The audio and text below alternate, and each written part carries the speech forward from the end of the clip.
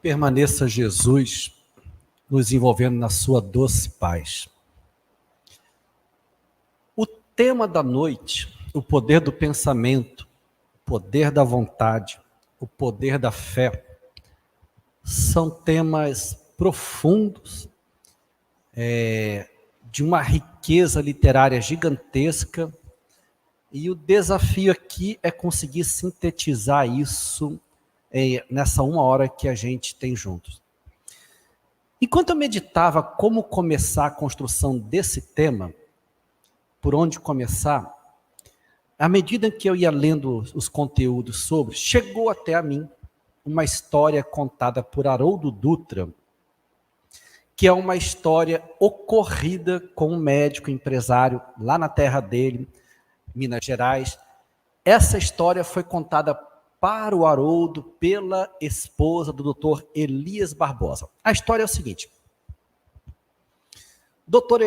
Elias Barbosa, médico, empresário, chegou na sua clínica certo dia e viu ali deitado um mendigo dormindo no chão. Dr. Elias Barbosa era um homem espiritualizado, era um homem cumpridor de seus deveres, caridoso. A hora que ele viu aquele mendigo, ele falou assim: meu filho, o que é isso? E começou a cuidar dele. Alimentou, vestiu, deu roupa, deu lugar para ele se banhar. E passou aquele dia assistido pelo Dr. Elias.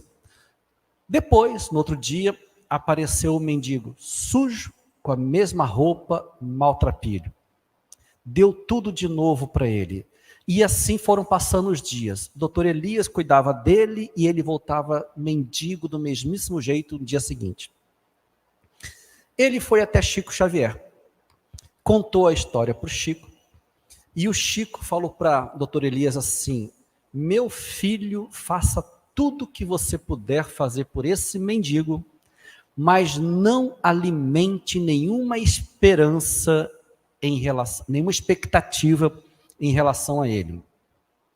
E aí, como se o Chico tivesse mergulhado já no psiquismo daquele mendigo, falou assim para o Dr. Elias: este homem, o mendigo, ele errou muito em existência pregressa, mas ele errou tanto que nesta vida, tomado pela culpa, tomado pelo remorso, ele não se permite ser nada mais do que um mendigo nesta vida.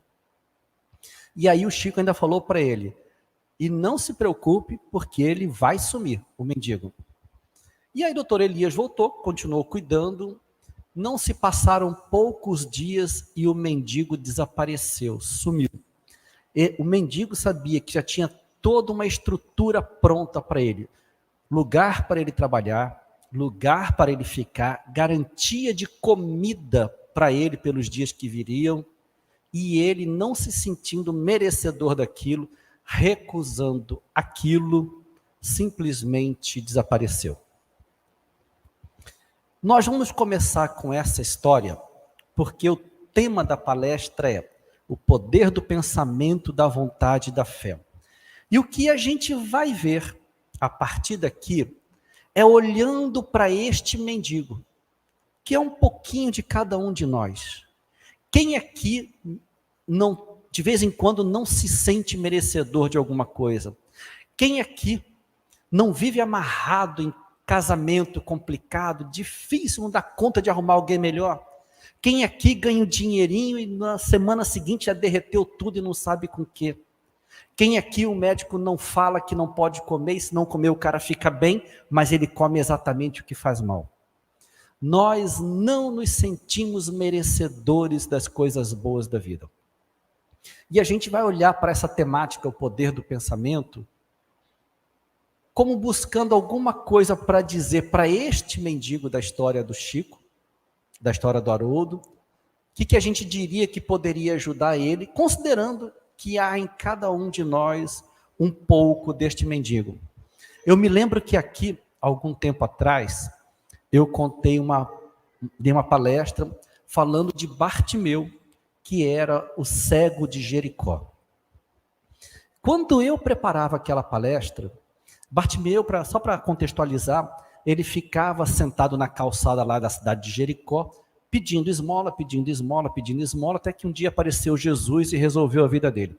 Mas enquanto eu preparava aquela palestra, veio para mim a seguinte imagem: nós, ou eu, sentado na calçada da vida, mas não dessa vida aqui, na calçada do universo.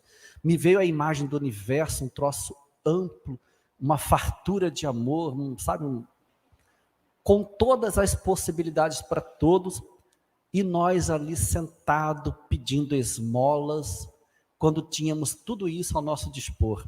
E ainda, para reforçar, me veio a fala de Joana de Ângeles, quando ela diz assim: tu és filhos de Deus, herdeiro do universo, somos tudo isso e estamos pedindo esmola na calçada do universo. Então, olhando para os textos que eu consegui trazer para cá, que a gente vai buscar um meio de como ajudar esse mendigo. Mas quando eu encontrei essa lição, apareceu uma outra também, só que essa fala de mim. Aí eu vou ler e vou explicar. Alguns anos atrás, coisa de 15 anos atrás, eu me deparei com esse texto chamado Vozes dos Espíritos. Foi Divaldo Franco que trabalhou esse texto com uma vivência. Ele é fantástico, ele é maravilhoso. Eu não vou ler todo ele aqui, mas quem não conhece, eu sugiro chegar em casa e pesquisar Voz dos Espíritos. O contexto desse texto é o seguinte: estava Chico Xavier e 2 ou 3 pessoas em casa, e Chico falou assim: preciso escrever. Pegou um lápis, um papel, começou a escrever. Quando ele terminou, todos ali estavam envolvidos numa energia tão grande que eles disseram assim: essa mensagem foi do Espírito da Verdade. Mas quem assinou, só assinou como o Espírito. Então o texto,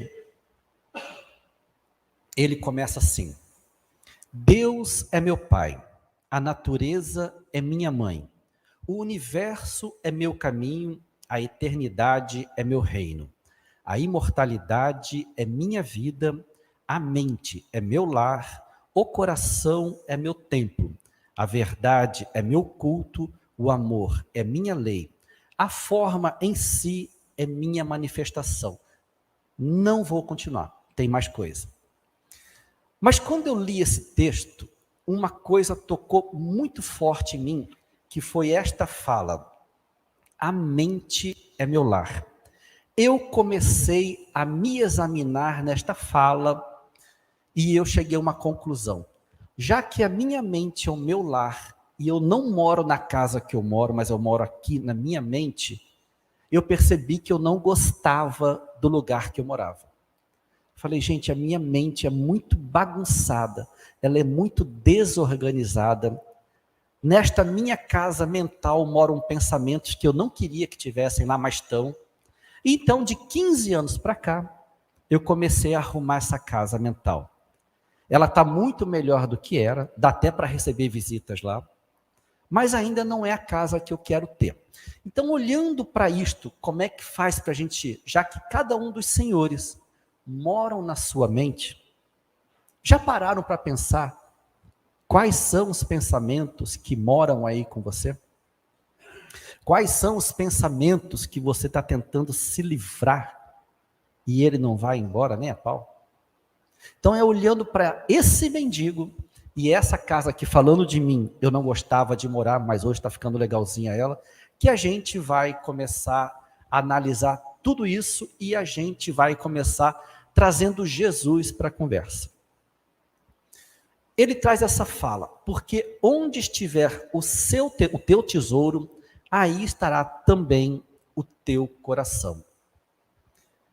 Quando nós temos pensamentos que a gente sabe que não são pensamentos interessantes, aqueles pensamentos que repetem, a gente tenta tirar e o pensamento não sai, Jesus sinaliza que esses pensamentos só estão em nós porque nós escolhemos como alvo para esta vida algo que não está nos fazendo bem. É uma questão de eleição, de escolha. Vou dar alguns exemplos bem básicos aqui. Aliás, vou dar um exemplo que é muito familiar para mim, que é a questão do dependente químico que eu atendo. O dependente químico, ele elege como sua fonte de prazer, como razão da sua alegria, como solução dos seus problemas, a droga. Ele escolhe, ele entende que ali está a felicidade dele. E porque lá está a escolha, ou seja, o tesouro, o pensamento vai junto, o sentimento vai junto. Então eu começo a pensar, eu começo a sentir em torno dessa escolha que eu fiz, consciente ou não, mas eu escolhi. Então, eu comecei a entender lá atrás, quando eu percebi que eu não gostava do lugar que eu morava, que tinham escolhas que eu tinha feito e que estavam arrastando comigo pensamentos e sentimentos. Comecei a olhar para isso e comecei a fazer escolhas melhores para mim. Pegando essa fala de Jesus, olhando para o mendigo, que escolha esse mendigo está fazendo hoje, em que ele não se permite ser alguém melhor do que o mendigo? Várias respostas, mas assim, eu percebo que ele elegeu como sua companhia, como seu alvo, a culpa. Ainda que ele não tenha consciência do que ele fez nesta vida, porque não é desta vida, é de outra, mas ainda que ele não tenha consciência do que ele fez, ele sabe que a culpa é a sua companheira. E aqui uma reflexão interessante para a gente. Quando nós cometemos, vamos falar dessa vida. Quando a gente comete algum erro grave, nós equivocadamente costumamos estacionar na culpa. Costumamos estacionar no papel da vítima. Puxa vida, por que eu fiz isso? Por que eu dei essa mancada? Por que eu pisei na bola com o meu casamento? E a gente fica remoendo essa culpa, essa culpa, essa culpa. E eu já falei aqui uma vez, a vítima não evolui. É para fazer de conta que eu não fiz nada? Não, não é. Se a gente entender que o fruto da escolha errada que a gente fez vai nos alcançar porque é da lei, estamos numa lei de causa e efeito, para que a gente vai sofrer agora, enquanto a hora de resgatar essa culpa não chegou para nós? Então é olhar para o erro, eu errei, roubei, traí, matei, ok. Mas é o que eu posso fazer de bom, apesar do erro cometido, e tocar minha vida adiante. Porque a hora que chegar a hora de pagar esse débito, e quem sabe a essa hora é Deus, ela vai vir. E vai nos encontrar trabalhando no bem. Então é preferível que a conta nos alcance trabalhando no bem, do que no lugar da vítima. E esse lugar da vítima eu vejo muito um mendigo, que Haroldo Dutra trouxe a história dele. No livro Seara dos Médiuns, tem também uma fala que corrobora essa fala de Jesus. Nós usamos esse livro no estudo da nossa reunião mediúnica, e essa lição a gente leu essa semana, essa quinta-feira passada, e me chamou muita atenção. E aí só um trechinho da fala. O pensamento é idioma universal, e compreendendo-se que o cérebro ativo é um centro de ondas em movimento constante, estamos sempre em correspondência com o objeto que nos prende a atenção. Essa fala dentro de um atendimento mediúnico, ela faz muito sentido, porque na mediúnica não aparece espírito bom, não aparece espírito que quer dar boa, não aparece, só aparece sofredor, obsessor, endividado, vingador. E esses espíritos só estão na condição difícil que eles estão, porque ele vincula o teu querer, o seu desejo, a uma vingança, a um mal que ele quer fazer. E aí, ele não consegue se desvincular disso, porque ele não consegue colocar outros pensamentos, outros ideais na sua mente. Aí é a hora que ele vem para a mediúnica, a gente escuta toda a história, faz toda a terapêutica espírita para poder ajudar, E o melhor remédio para um espírito curar do seu problema é ele reencarnar. E para quem não sabe por que reencarnar é o melhor remédio para qualquer espírito que esteja na faixa do ódio, da vingança, do sofrimento, porque do lado de lá é tudo um eterno agora. Na Terra nós temos o ontem, hoje, amanhã. Lá é tudo um agora. E o cara está sempre remoendo e remoendo aquele problema. Quando ele reencarna, ele começa a se deparar com situações aqui que ele não tinha de lá, do lado de lá.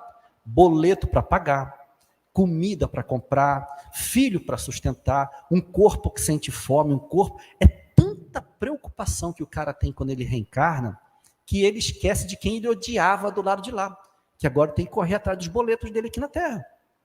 Então a reencarnação é uma bênção para o espírito que quer mudar de faixa mental. E percebam que às vezes uma coisa que a gente se vincula mentalmente precisa de uma encarnação inteira para poder dar um alívio naquele pensamento, aí a pessoa morre 80 anos depois, já com outros pensamentos. Puxa, eu odiava aquele cara, quanto tempo que eu gastei com isso, né? Mas precisou de uma vida aqui na Terra para poder fazer isso. Vindo para os casos menos graves, que são os nossos, cabe aqui a análise dessa parte sublinhada. Estamos sempre em correspondência com o objeto que nos prende a atenção. O que hoje tem sido a razão das suas dores de cabeça, dos seus problemas, daquela mágoa que nunca dilui de algo que aconteceu com você? É isso que a gente tem que examinar. É isso que a gente tem que olhar para os nossos pensamentos, como que ele ajuda e como que ele atrapalha e como que ele resolve isso. E aí me deparei com um livro de Joana de Ângeles, eu não sei quem de vocês já leu, chamado Momentos de Meditação. Eu sempre fui uma pessoa que trabalhei no bem. Todo o meu trabalho com dependente químico foi como voluntário, trabalho no passe como voluntário, palestra como voluntário, minha vida é uma caminhada como voluntariado.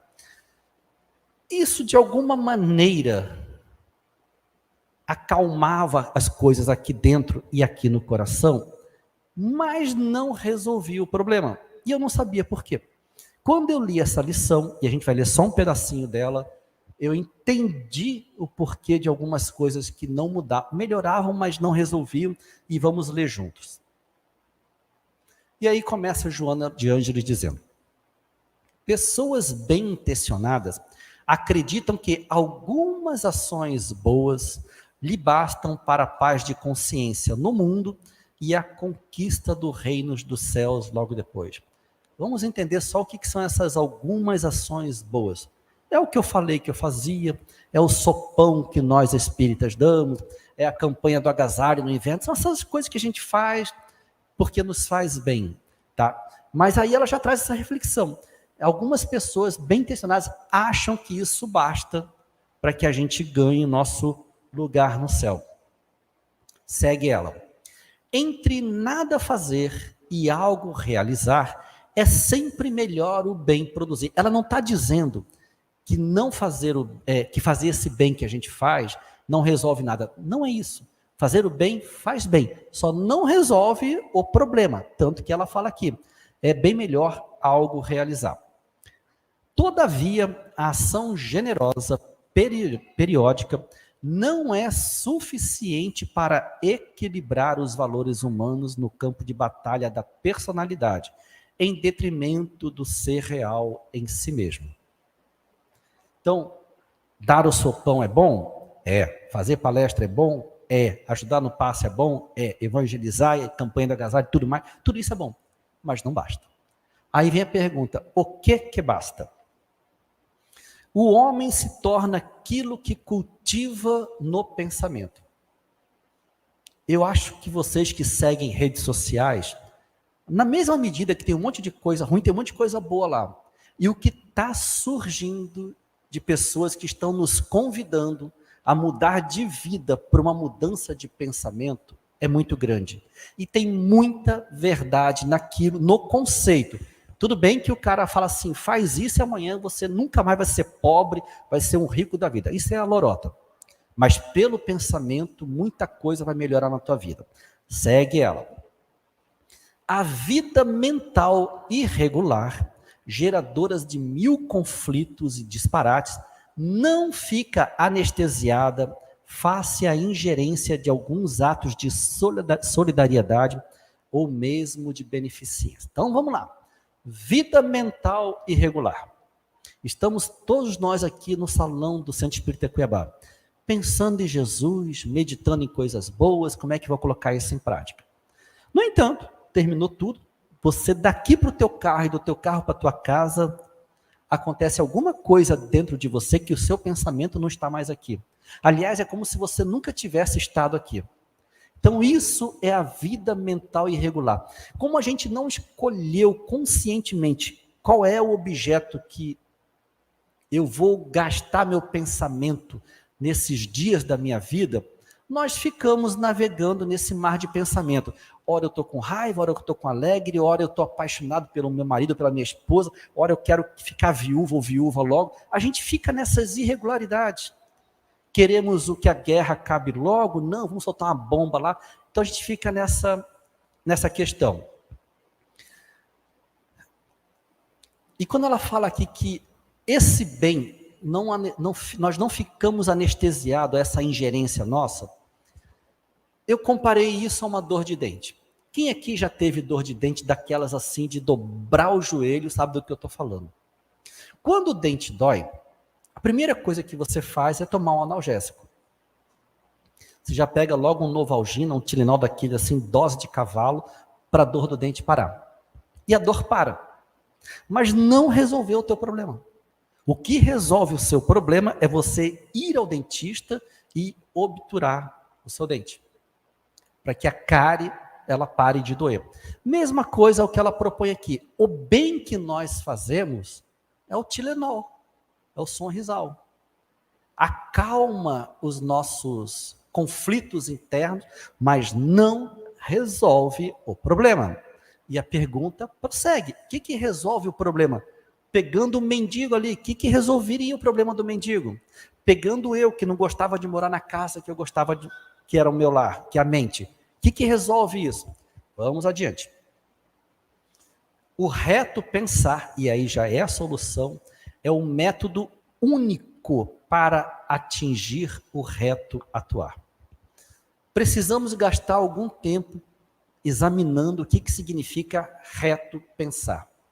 Se na lâmina anterior ela fala que a gente flutuava entre esses pensamentos, ora bons, ora ruins, ora estou feliz, ora estou triste, o reto pensar é você eleger um alvo, que pode ser o teu trabalho, que pode ser algo que você quer aprender, que pode ser algo que você queira melhorar. O alvo você escolhe. Mas tem que ser uma escolha tão forte que você chega em casa falando disso, vai trabalhar falando disso, vai dormir pensando nisso. De vez em quando a gente encontra com algumas pessoas apaixonadas por um assunto e ela só fala naquilo que chega até a incomodar a gente. Fala, cara, você só sabe falar disso. E é porque ele só sabe falar disso que ele não fica pensando abobrinha. Que ele não tem conflitos com pensamentos estranhos. Porque ele tem um reto pensar em algo que ele elegeu como importante para esta tua existência. Até aqui está fazendo sentido? Não são falas minhas. Até agora eu trouxe Joana e trouxe Jesus e Emmanuel. Qualquer discordância é com andar de cima. E aí prossegue aqui. Somente o pensamento bem direcionado impede que germine as sementes da perturbação mental, geradora dos tormentos que processam dos vícios ancestrais. Certa vez eu li que aquilo que mais ganha espaço na nossa tela mental acontece naquela hora que a gente senta na cama e deita para colocar a cabeça no travesseiro. Ali começam os nossos pensamentos tormentosos. É nessa hora.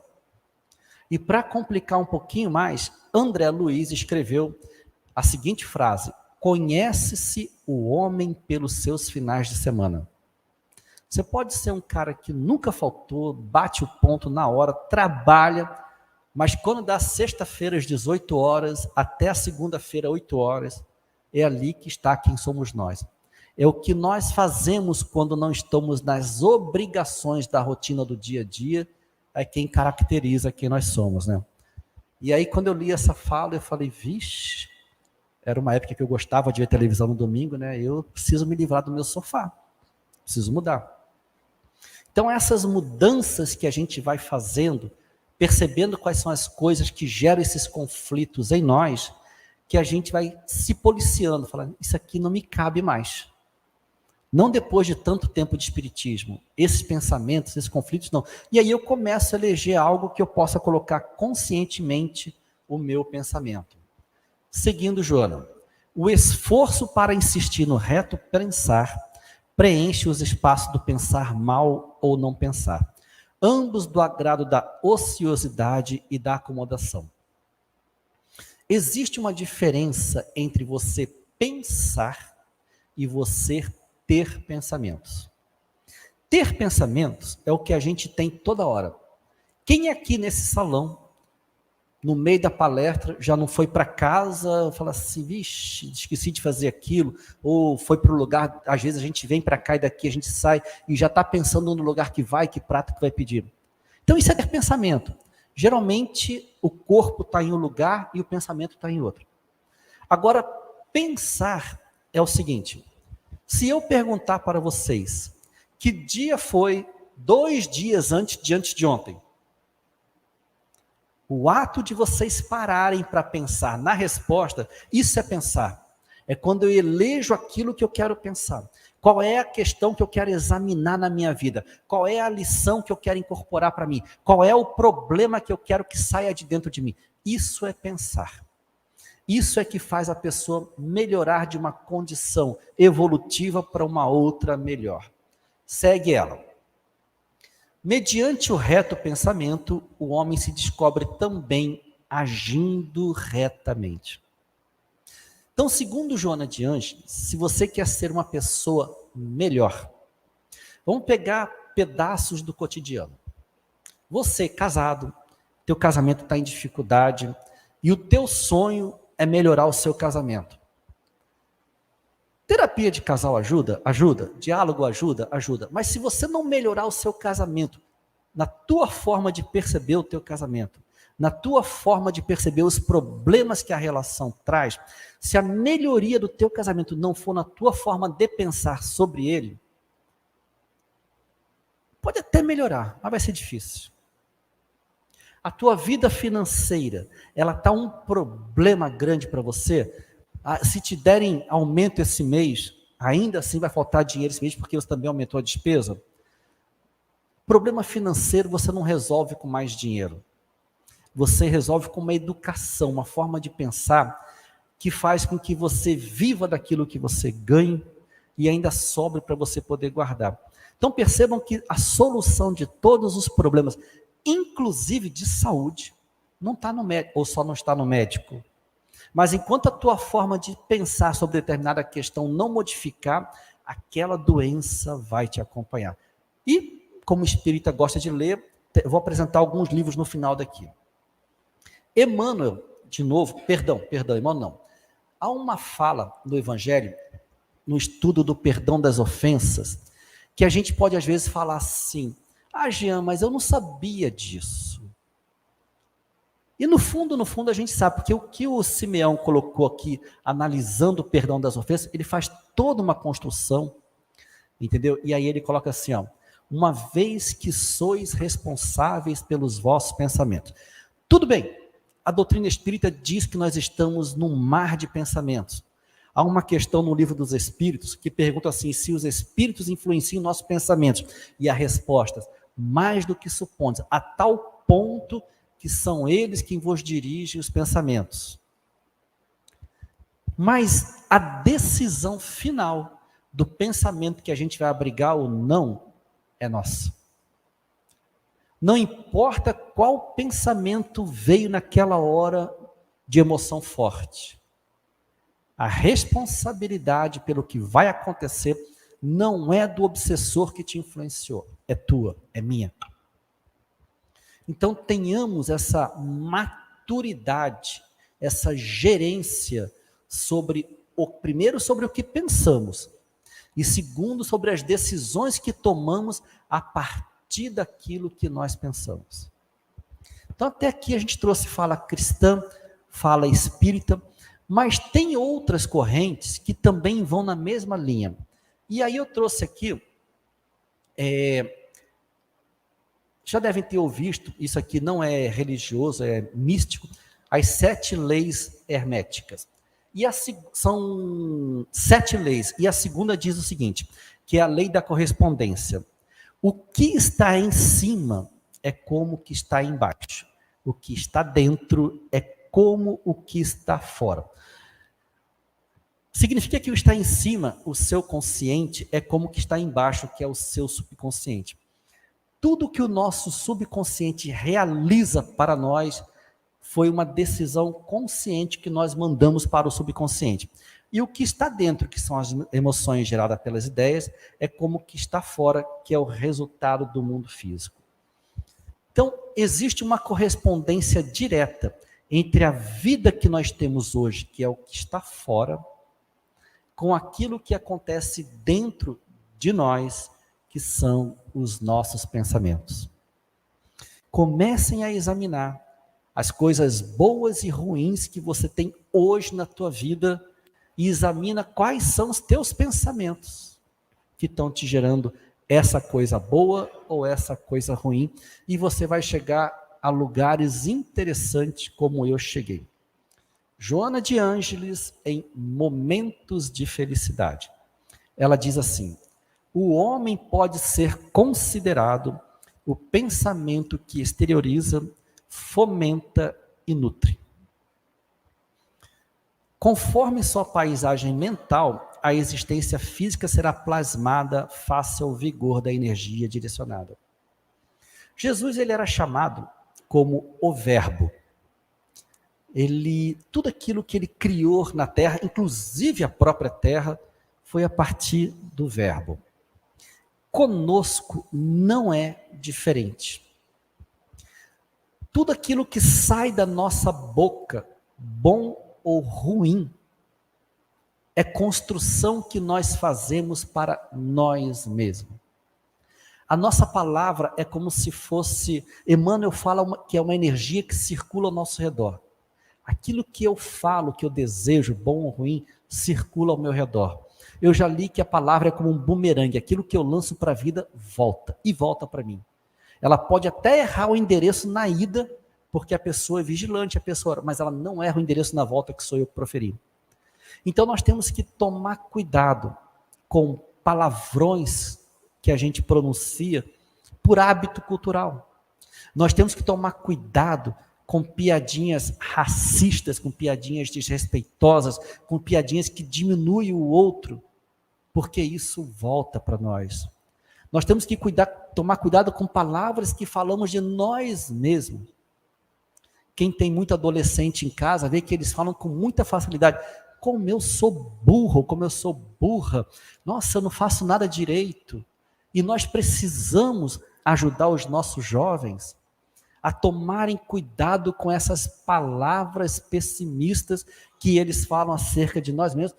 Pior quando não é o pai e a mãe que fala do coitado do jovem. Vai ter burro, hein, guri?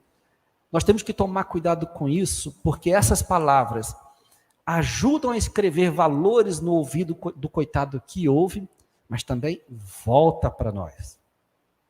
Então, se nós queremos nos educar, vigiemos as nossas palavras em primeiro lugar. Eu vou falar por mim.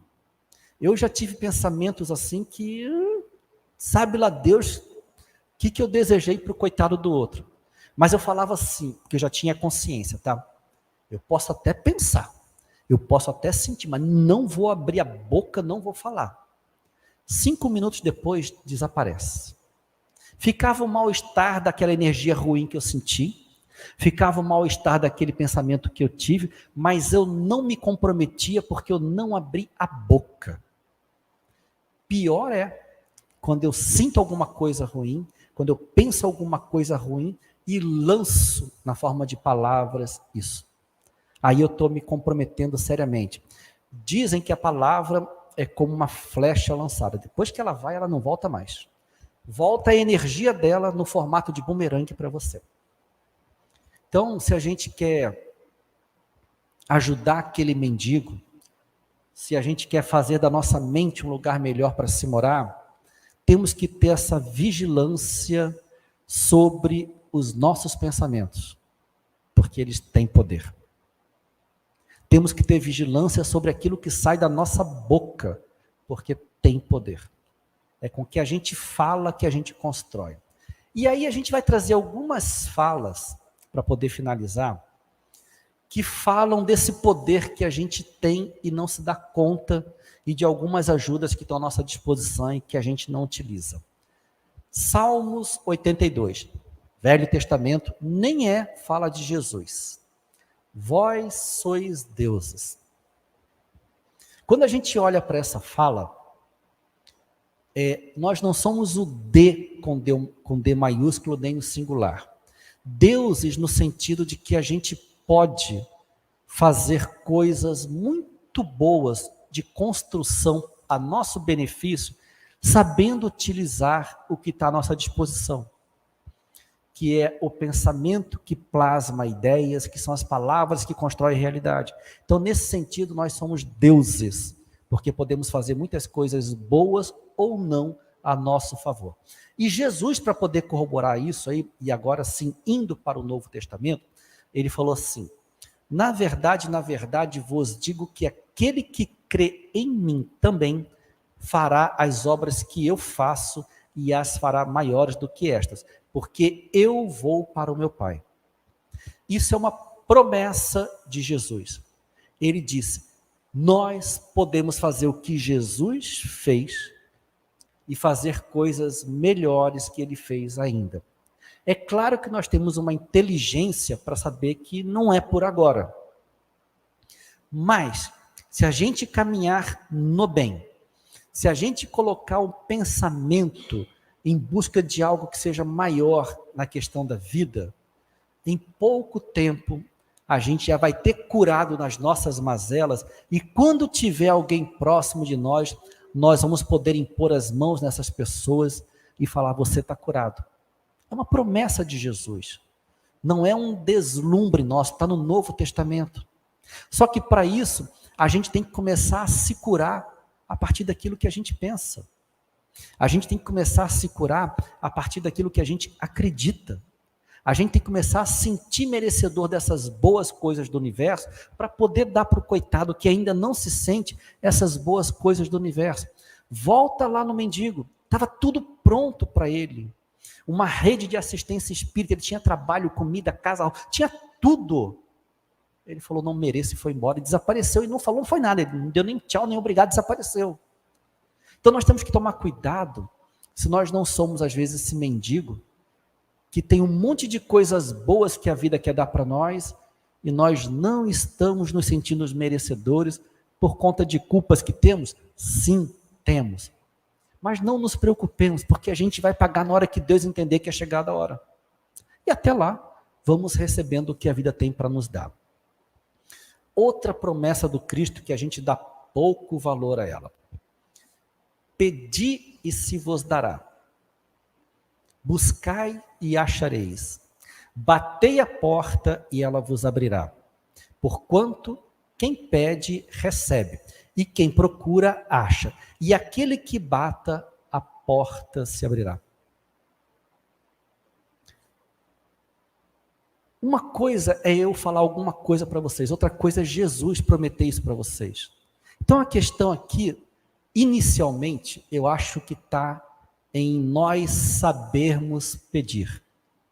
Eu acho que muitas das coisas nós não recebemos porque nós não sabemos pedir. A gente vai dormir hoje fazendo um pedido para Jesus e dorme com isso preso no pensamento. Amanhã, toca o seu telefone, um problema aparece, você já esquece desse pedido de hoje, amanhã você quer outra coisa. À tarde aparece outra situação e você quer outra coisa para tarde. Então nós estamos sempre dançando em um pedido para o outro, um pedido para o outro. Lembra de Joana que ela falou da firmeza de pensamento? Nós temos que pedir uma coisa e ficar firme naquele pensamento, mentalmente falando. E aí tem até algumas coisas que envolvem isso, que não vai estar aqui, mas é a questão de você já ser grato antes de receber. Eu sei que é difícil isso, mas imagine que hoje, só imagina, tá? Que hoje fosse sexta-feira à noite, você jogou na Mega Sena. Antigamente, na minha época, o resultado saía no Jornal Nacional. E você pegou o teu bilhete e você viu lá que você fez a cena completinha, que tu era pobre e agora tu é um milionário. Mas olha o contexto, é sexta-feira à noite. Banco não vai abrir, nem hoje, nem sábado, nem domingo, só na segunda-feira. Então você sabe que você é um milionário, mas você vai passar o final de semana pobre. Mas, sinceramente, alguma coisa não vai mudar dentro de você? Você saber que na segunda-feira tu vai entrar no banco e acabou problemas? Isso é gratidão, isso é fé. É você viver com essa certeza de que você já recebeu. E esse é o nosso desafio, né? Que há muito de São Tomé para nós. Ah, tudo bem, Jesus, eu peço, mas nenhuma porta se abre para mim. Eu oro, peço, não vem nada, só vem problema. Quanto mais eu rezo, mais problema me aparece. Então, esse São Tomé que há em cada um de nós precisa dar espaço para alguém que acredita profundamente que é filho de Deus e merecedor das coisas boas do universo. Outra promessinha de Jesus para quem não entendeu ainda. Se pedires alguma coisa em meu nome, eu farei. Se a gente pede e não é feito, é porque nós não estamos entendendo como é que se processa esse pedido. E aí tem infinitas literaturas à nossa disposição. Por falar em literatura, existe um monte de livros espírita e não espírita que ajudam a gente a trabalhar essa questão do pensamento. Eu coloquei alguns aqui que eu li para vocês saberem que eles existem. E aí, se vocês quiserem comprar, se vocês quiserem ler, fiquem à vontade. Talvez alguns vocês já conheçam. Primeiro livro, eu diria que é um livro bem incompreendido, que é O Segredo. Algumas pessoas se arrepiam só de falar desse livro, porque o Segredo ele pega essa questão do pensamento com o único foco que é fazer você ficar milionário. Tira o dinheiro da conversa e olha tudo que ele te ensina do que você pode realizar com seus pensamentos. Eu li, eu recomendo. Segundo livro, Você Pode Curar Sua Vida. Quem fala muito desse livro é Divaldo Franco. Essa mulher, ela teve um câncer e por atividades mentais, de pensamento, de visualização que ela fez com ela curou-se do seu câncer e depois ela escreveu esse livro que virou um best-seller mundial. Eu li, eu recomendo. O terceiro livro, Pensamento e Vida, Emmanuel. Confesso aos senhores que eu estou estudando esse livro tem 5 anos, tentando fazer uma palestra dele. Ele é tão profundo, tão rico, que eu ainda não consegui me organizar por dentro para poder falar sobre esse livro. Mas leiam, é uma perspectiva espírita de Emmanuel brilhante sobre o poder do pensamento. Pensamento e Vida, perdão. Outro livro que eu li e recomendo, Os Segredos da Mente Milionária. Não pensem vocês que ele vai falar sobre dinheiro, como aplicar, nada disso.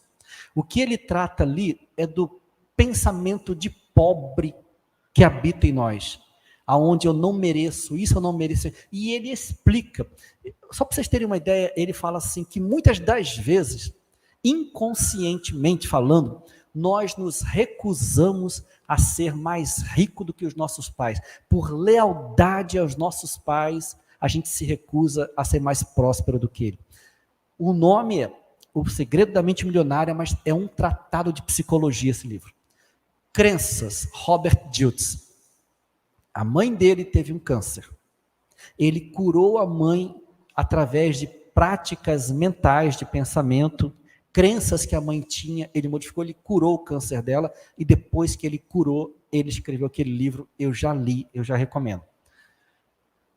Autossugestão Consciente, de Emile Coelho. Esse livro, ele é interessante, é brilhante, é o remédio mais barato que existe. Eu já me curei de algumas coisas com este livro. O quanto o cara viveu, ele curou um monte de gente, mas o livro, não sei por que, não caiu no gosto de ninguém. Eu acho que, inclusive, você só encontra ele em PDF, tá? Autossugestão Consciente, Emile Coelho, quem puder, leia. É maravilhoso. O Poder do Subconsciente, Joseph Murphy. Eu estou lendo esse livro de novo. É maravilhoso. É tudo educação do pensamento. Procurando esses livros, eu cheguei nesse aqui, O Domínio de Si pela Autossugestão. Ele só está ali porque é do Emile Coelho, mas esse eu não li, mas eu vou atrás desse livro para poder ler. E o penúltimo livro aqui, O Poder do Pensamento Positivo, de Norman Vincent Peale, também vale a pena ler, já li, e aquele outro que é um grande best-seller, Mindset. Mindset, para quem não sabe o que é, segundo a autora, que é Carol Dweck, nós temos duas formas de pensar. Uma que ela chama de mindset fixo, que é aquela pessoa que fala assim, olha, eu estou para ver quem vai mudar minha forma de ver isso. Mas não mudo nem a pau. Aí a pessoa faz alguma coisa boa para o outro, o que esse cara vai pedir em troca? São mindset fixos. E quando a dificuldade chega, ele fica fixo nas crenças e fala assim, como eu sou azarada mesmo, eu vim para essa vida só para pagar. E tem um outro mindset que ela apresenta ali, que é o mindset de crescimento, aonde a pessoa que tem esse mindset, não importa qual seja o problema, ela vê ali uma oportunidade dela aprender, dela crescer, dela se melhorar. E ela fala, ela constrói tão bem que eu sou um mindset fixo, declarado, e eu falei, eu não quero mais esse lugar para mim, e ela ensina como sair de um para o outro, e eu estou nesse treinamento. Então são livros que eu li, que tem me ajudado muito. Nesse livro eu já curei algumas coisas no meu corpo com ele, só por sugestão da mente. Então, leiam. E aí, finalizando, se a gente olhasse para aquele mendigo que Haroldo Dutra trouxe, e esse mendigo fosse um pedacinho de nós, depois de tudo isso que a gente conversou aqui, o que você diria para você mesmo como uma oportunidade de você poder se melhorar um pouquinho mais? Eu acho que a grande pergunta é, a gente olhou para tudo isso, e eu saio daqui dizendo o que de positivo para mim? Eu saio aqui dizendo o que de bom para mim? Eu saio daqui vigilante com quais palavras que eu falo assim hoje, a partir de hoje isso não pronuncio mais. A partir de hoje eu vou ficar vigilante, isso eu não penso mais. Sabe, a questão do pensamento é um remédio na nossa vida. Só que é um remédio que a gente tem que parar para pensar nele. Se não parar, o remédio existe, a farmácia está aberta, nós estamos doentes, mas nós não nos curamos com o remédio. Uma das coisas mais difíceis para a criatura humana é o ato dela disciplinar o pensamento. Ela educar o pensamento. Ela é parar para pensar e fazer alguma coisa. Nós não temos muito este hábito, mas a cura de todos os problemas de nossa vida está na educação dos nossos pensamentos. E agora, sim, a última lâmina para a gente se despedir, Jesus. Ele diz assim, se alguém me ama, guardará a minha palavra e o meu Pai o amará. E viveremos para ele e faremos nele morada. A pergunta para você se responder daqui por diante é, diante desta fala de Jesus, amamos a Jesus a ponto de confiar cegamente em tudo que ele nos prometeu e que eu mostrei aqui para vocês? Então que a gente possa sair daqui envolvidos nesses pensamentos de cura, pensamentos que nos melhorem em nosso casamento, em nosso trabalho, em nossa saúde, em tudo, para que amanhã, ou hoje, quem sabe, possa ser um dia diferente e melhor na nossa vida. Lembrando, se a gente não tiver consciente com foco naquilo, com pensamento reto, com pensamento preso naquilo, dificilmente alguma coisa vai mudar. E eu falo isso porque eu estou há 15 anos tentando, e eu sei quantas vezes eu troquei um exercício de pensar em algo que eu queria por um TikTok da vida. Mas estou no meu caminho. Então eu convido a todos os senhores agora, para que a gente possa se recolher internamente, que a gente possa buscar Jesus, que prometeu tantas coisas boas para nós, e a gente fazer uma oração de agradecimento, lembrando que, antes da oração, aquele que desejar terá o passe aqui para nós.